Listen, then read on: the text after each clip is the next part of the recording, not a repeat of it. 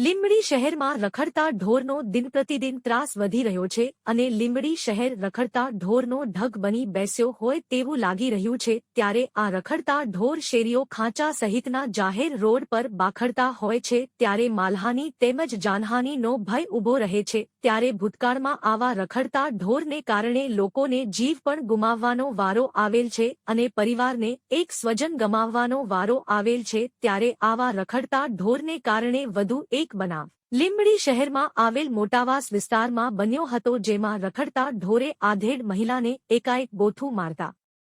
મહિલા ઢળી પડ્યા હતા ત્યારે વિસ્તારના લોકો દ્વારા આ ઇજાગ્રસ્ત મહિલાને 108 દ્વારા સારવાર અર્થે લીંબડી સિવિલ હોસ્પિટલ ખાતે ખસેડવામાં આવ્યા હતા ત્યારે આ મહિલાને પગ અને અન્ય જગ્યાએ ગંભીર ઈજા પહોંચી હોવાથી વધુ સારવાર અર્થે સુરેન્દ્રનગર રિફર કરવામાં આવ્યા હતા।